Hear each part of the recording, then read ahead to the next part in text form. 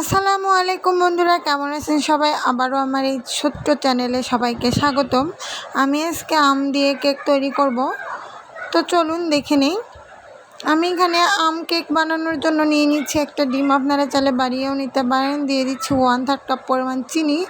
এখন এই চিনির সঙ্গে ডিমটা খুব ভালোভাবে মিশিয়ে নিতে হবে, কোনো দানা দানা থাকা যাবে না। আপনারা চাইলে সুগার পাউডারটাও ব্যবহার করতে পারেন। সময় নিয়ে এটাকে ভালোভাবে মিশিয়ে নিতে হবে।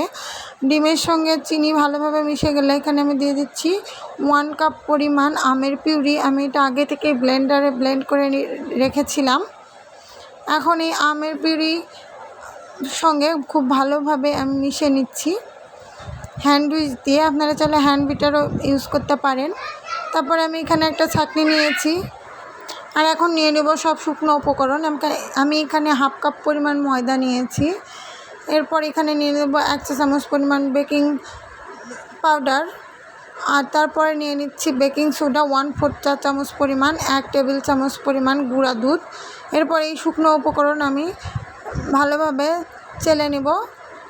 চেলে নেওয়া হয়ে গেলে এখন হ্যান্ড উইচ দিয়ে সব কিছু একসঙ্গে সময় নিয়ে ভালোভাবে মিশিয়ে নেব। ভালোভাবে মেশানো হয়ে গেলে এখানে দিয়ে দিচ্ছি 1/3 কাপ পরিমাণ রান্নার তেল। রান্নার তেলটা দিয়ে এখন আমি একটা স্প্যাচুলার সাহায্যে সব কিছু একসঙ্গে খুব ভালোভাবে মিশিয়ে নিচ্ছি।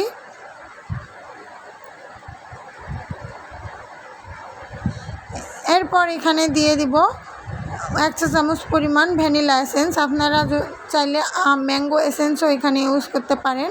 সব কিছু একসঙ্গে এখন ভালোভাবে মেখে নিব। আর আমার এখানে কেকের ব্যাটারটা পুরোপুরিভাবে তৈরি হয়ে গিয়েছে। এখন আমি একটা বাটিতে তেল ব্রাশ করে এখানে একটা পেপার দিয়ে দিচ্ছি। আর এখন আমি এখানে এই কেকের ব্যাটারটা ঢেলে নিব। তো বন্ধুরা, আমার এই ভিডিও যদি আপনাদের ভালো লাগে অবশ্যই চ্যানেলটি সাবস্ক্রাইব করে আমার পাশে থাকার অনুরোধ রইল।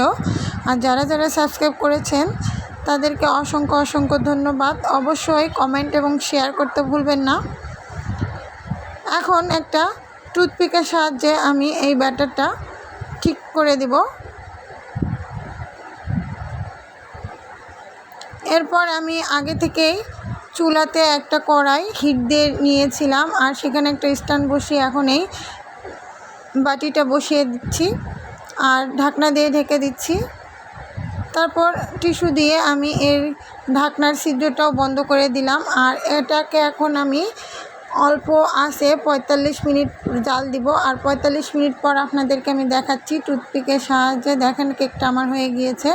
এরপর কেকটা চুলা থেকে নামিয়ে ঠান্ডা করে এখন আমি একটা বাটিতে মোল্ড আউট করে নিচ্ছি। এখন আমি এই উপরের কাগজটা হাত দিয়ে তুলে ফেলে দেব। তৈরি হয়ে গিয়েছে আমের কেক। আম দিয়ে বানানো এই কেকটা খেতে খুবই অসাধারণ, আর দেখে বুঝতেই পারছেন কেকটা কতটা নরম হয়েছে।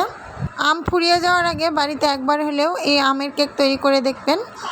তো ভালো থাকবেন সবাই, দেখা হবে আবারও নতুন কোনো রেসিপি নিয়ে। আল্লাহ হাফেজ।